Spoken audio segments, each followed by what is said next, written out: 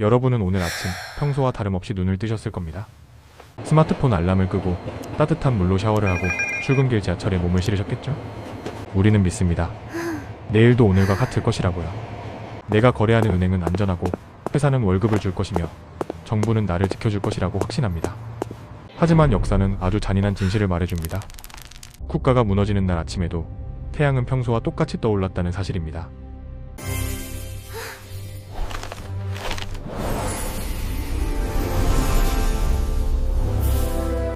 (1997년 11월 21일) 아침을 기억하십니까? 그날 대한민국 정부가 IMF에 구제금융을 신청하기 직전까지 대부분의 국민들은 경제 펀더멘털은 튼튼하다는 정부의 말을 믿었습니다. 하지만 그날 오후 대한민국의 경제 주권은 사라졌습니다. 국가의 붕괴는 영화처럼 폭발음과 함께 오지 않습니다. 암세포처럼 아주 조용히 우리 삶의 가장 깊은 곳까지 퍼진 뒤에야 비로소 모습을 드러냅니다. 오늘 제가 드릴 이야기는 공포 영화보다 더 무섭지만 반드시 알아야 할 생존의 기록입니다. 지금 이 순간에도 우리 발밑에서 울리고 있는 경고음, 국가가 조용히 무너질 때 가장 먼저 사라지는 것들, 그리고 그 아비규환 속에서 내 가족과 자산을 지키는 방법에 대해 이야기하려 합니다. 이 영상이 끝날 때쯤이면 여러분이 세상을 바라보는 눈은 완전히 달라져 있을 겁니다. 우리가 사는 현대 국가는 겉보기에 아주 견고한 성처럼 보입니다. 화려한 고층 빌딩, 24시간 돌아가는 전산망, 엄격한 법 집행. 하지만 수면 아래를 들여다보면 이 모든 시스템이 무엇 위에 서 있는지 알게 됩니다. 그것은 바로 거대한 빚입니다. 놀라지 마십시오. 2023년 기준 대한민국의 국가부채는 약 1100조 원에 육박합니다. 1100조 원. 감이 오시나요? 단군 일에 매일 1억 원씩 써도 다 못 쓰는 천문학적인 돈입니다. 정부는 말합니다. 선진국 대비 양호하다, 관리 가능하다. 하지만 이것은 눈에 보이는 빙산의 일각일 뿐입니다. 진짜 공포는 장부에 기록되지 않은 숨겨진 빚에 있습니다. 공무원 연금, 군인 연금, 그리고 고갈론이 나오는 국민연금까지. 국가가 법적으로 지급을 보장해야 하는 이 충당. 부채들을 모두 합치면 실질적인 나랏빚은 3천조 원을 훌쩍 넘긴다는 분석이 지배적입니다.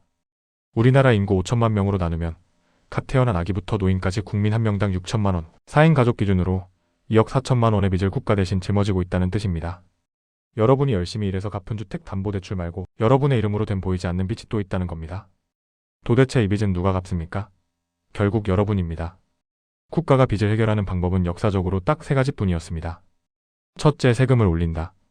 둘째, 돈을 미친 듯이 찍어낸다. 셋째, 그냥 안 갚겠다고 배째라 선언한다. 세금을 올리면 여러분의 실질 소득이 줄어듭니다. 돈을 찍어내면 물가가 폭등해 여러분의 통장 잔고 가치가 휴지 조각이 됩니다. 어떤 방법을 쓰든 그 고통은 고스란히 국민의 몫입니다. 이것은 먼 미래의 일이 아닙니다. 이미 소리 없는 착취는 시작되었습니다. 하지만 국가가 단순히 빚이 많다고 해서 바로 망하는 것은 아닙니다. 미국이나 일본을 보십시오. 천문학적인 부채를 갖고도 버팁니다. 진짜 문제는 돈의 양이 아니라 돈에 대한 믿음이 사라질 때 발생합니다. 자본주의 시스템은 거대한 신뢰 게임입니다. 우리가 쓰는 10,000원짜리 지폐, 사실 그냥 종이 조각입니다. 통장에 찍힌 숫자, 그저 전산 데이터일 뿐입니다. 하지만 우리가 이걸 돈이라고 믿고 내일도 쓸 수 있을 거라 믿기 때문에 가치가 생깁니다. 은행 시스템을 한번 볼까요? 여러분이 은행에 1억 원을 예금하면 은행은 그 돈을 금고에 보관하지 않습니다. 지급 준비율에 따라 아주 일부만 남기고 나머지는 다른 사람에게 대출해줍니다. 그 사람은 그 돈으로 집을 사고 집주인은 받은 돈을 다시 다른 은행에 넣습니다. 이 과정이 반복되면서 실제로는 존재하지 않는 돈이 장부상으로만 수십 배로 불어납니다. 이것을 신용창조라고 부르지만 냉정하게 말하면 빚으로 쌓은 모래성입니다. 이 마법은 사람들이 동시에 돈을 찾지 않는다는 전제하에만 작동합니다. 그런데 만약 은행이 위험하다는 소문이 돌기 시작하면 어떻게 될까요? 사람들은 불안감에 휩싸여 너도 나도 은행으로 달려갑니다. 이것이 바로 공포의 뱅크런입니다. 은행은 줄 돈이 없습니다. 애초에 없었으니까요. 1997년 종금사 사태 때, 2011년 저축은행 사태 때 우리는 그 지옥도를 목격했습니다. 셔터가 내려진 은행 앞에서 평생 모은 돈을 달라고 울부짖는 사람들의 모습? 그것은 남의 일이 아니었습니다. 국가 전체의 신용이 무너질 때 이 뱅크런은 특정 은행이 아니라 대한민국 전체에서 일어납니다. 외국인 투자자들이 한국을 믿지 못해 달러를 빼가는 코리아런이 발생합니다. 신뢰가 깨지는 순간 돈은 종이가 되고 약속은 거짓말이 되며 시스템은 멈춥니다. 그렇다면 우리는 이 파국이 오기 전에 미리 알 수 있을까요? 다행히도 거대한 지진이 오기 전 전조 현상이 있듯 경제 위기에도 분명한 시그널이 있습니다. 지금부터 말씀드릴 4가지 징후가 동시에 나타난다면 그때는 주저없이 탈출 버튼을 눌러야 합니다. 첫 번째 징후는 국채금리의 발작입니다. 국채는 정부가 돈을 빌릴 때 발행하는 차용증입니다. 가장 안전한 자산으로 취급받죠. 그런데 이 국채 금리가 급등한다는 건 무슨 뜻일까요? 시장 참여자들이 이 정부한테 돈 떼일 수도 있겠는데? 라고 의심하기 시작했다는 증거입니다. 위험하니까 이자를 더 달라고 요구하는 겁니다. 최근 몇 년간 미국 국채 금리조차 요동쳤고 한국 국채 시장도 불안한 모습을 보였습니다. 이것은 국가 신용도에 금이 가고 있다는 가장 강력한 경고등입니다. 두 번째 징후는 환율의 통제 불능입니다. 환율은 한 나라 경제의 성적표이자 체온계입니다. 한 달러에 1,200원 하던 환율이 1,400원, 1,500원을 넘본다는 건 무슨 의미입니까? 대한민국 원화의 가치가 쓰레기가 되어가고 있다는 뜻입니다. 외국인들이 한국 주식을 팔고 원화를 버리고 달러를 사서 떠나고 있다는 뜻입니다. 1997년 IMF 당시 환율이 2,000원까지 치솟았습니다. 수입 물가는 폭등하고 기름값은 미친 듯이 오르며 기업들은 달러 빚을 못 갚아 도산했습니다. 지금 환율이 심상치 않게 움직인다면 그것은 쓰나미가 오기 전 물이 빠져나가는 현상과 같습니다. 세 번째 징후는 부동산 버블의 붕괴입니다. 대한민국 가계 자산의 70% 이상이 부동산에 묶여 있습니다. 그리고 그 부동산의 대부분은 빚으로 샀습니다. 부동산 불패 신화를 믿으면서요. 하지만 일본의 잃어버린 30년을 기억하십시오. 도쿄의 집값이 영원히 오를 것 같았지만 버블이 터지자 고점 대비 80%가 폭락했습니다. 지금 대한민국 가계부채는 1900조 원에 육박합니다. 금리가 오르고 집값이 떨어지기 시작하면 빚을 내 집을 산 사람들은 하우스푸어를 넘어 신용불량자로 전락합니다. 집을 팔아도 빚을 못 갚는 상황, 경매 물건이 쏟아지지만 아무도 사지 않는 상황. 부동산 시장의 동맥경화는 실물 경제 전체를 마비시키는 뇌관입니다.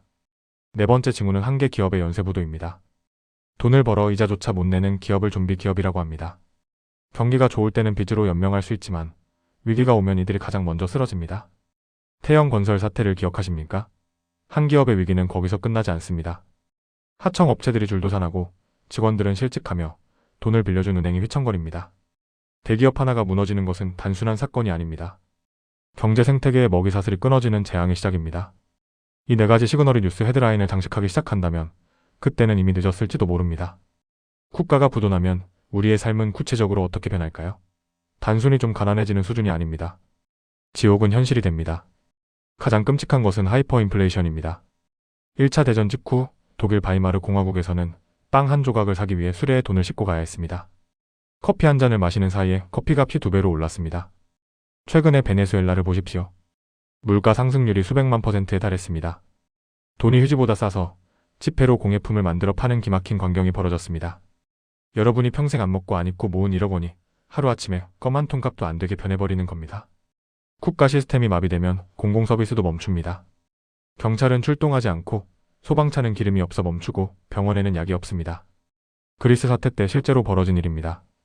치안이 무너지면 약탈과 범죄가 일상화됩니다. 나와 내 가족을 지켜줄 공권력이 사라진 무법천재. 그곳에서 가장 먼저 사라지는 것은 바로 여러분의 선택권입니다. 먹고 싶은 것을 먹고 가고 싶은 곳을 가고 미래를 꿈꿀 자유. 그 모든 것이 박탈당한 채 오직 오늘 하루 생존만을 위해 발버둥 쳐야 하는 삶. 그것이 바로 국가부도가 가져오는 진짜 공포입니다. 너무 무서운 이야기만 했나요?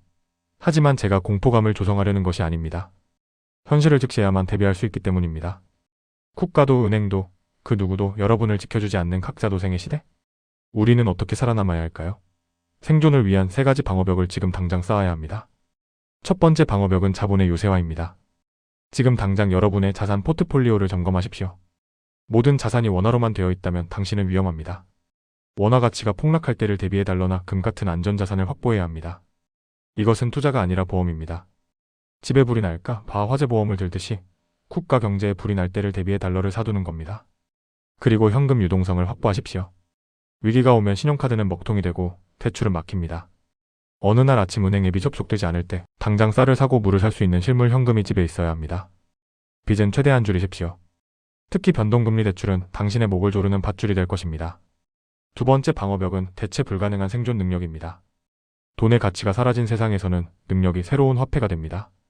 2001년 아르헨티나 디폴트 사태 때 금융맨들은 길거리로 나앉았지만 전기기술자, 배관공, 요리사는 살아남았습니다. 무언가를 직접 생산하거나 고치거나 남들이 반드시 필요로 하는 서비스를 제공할 수 있는 실질적인 기술. 그것이 당신의 밥줄을 지켜줄 것입니다. 그리고 정보를 해석하는 눈을 키우십시오. 뉴스를 그대로 믿지 마십시오. 경제는 괜찮다는 정치인의 말 뒤에 숨겨진 의도를 읽어내야 합니다. 환율 그래프가 국제금리가 보내는 신호를 스스로 해석할 수 있어야 남들보다 한 발 앞서 도망칠 수 있습니다. 세 번째 방어벽은 역설적이게도 사람입니다. 그리고 강철 같은 멘탈입니다. 위기 상황에서 인간을 가장 먼저 무너뜨리는 건 배고픔이 아니라 고립감과 공포입니다. 서로 믿고 의지할 수 있는 가족, 친구, 이웃과의 네트워크를 단단히 하십시오. 2008년 미국 금융위기 때 지역 사회에서 물물교환 네트워크를 만들어 버텨낸 사례들이 있습니다. 돈이 휴지가 되었을 때 당신에게 쌀 한 줌을 나눠줄 수 있는 건 결국 사람입니다. 또한 공포에 질려 뇌동매매하지 않는 차가운 이성이 필요합니다. 모두가 팔아치울 때 상황을 냉정하게 보고 기회를 잡는 사람, 그들이 위기의 끝에서 새로운 부자가 되었습니다. 오늘의 이야기를 정리하겠습니다. 우리는 지금 부채라는 시한폭탄 위에 앉아 있습니다. 신뢰라는 얇은 얼음판 위를 걷고 있습니다. 그 얼음이 언제 깨질지, 시한폭탄이 언제 터질지는 아무도 모릅니다. 내일일 수도, 1년 뒤일 수도, 10년 뒤일 수도 있습니다. 하지만 분명한 것은 준비하지 않은 자에게 그날은 종말이지만 준비된 자에게 그날은 새로운 시작이 될 것이라는 사실입니다. 역사는 반복됩니다. 로마 제국도 대영 제국도 소련도 무너졌습니다. 영원한 것은 없습니다. 하지만 인류는 그 위기 속에서도 언제나 살아남았습니다. 여러분은 선택할 수 있습니다. 설마 그런 일이 일어나겠어? 하며 눈과 귀를 닫고 살다가 파도에 휩쓸려 갈 것인가? 아니면 냉혹한 현실을 마주하고 지금부터라도 단단한 방주를 준비할 것인가? 여러분의 가족과 미래를 지키는 힘은 정부가 아닌 바로 여러분의 손에 달려 있습니다. 깨어 있으십시오. 준비하십시오. 그리고 살아남으십시오. 오늘의 이 불편한 진실이 여러분의 소중한 자산을 지키는 가장 강력한 무기가 되기를 바랍니다.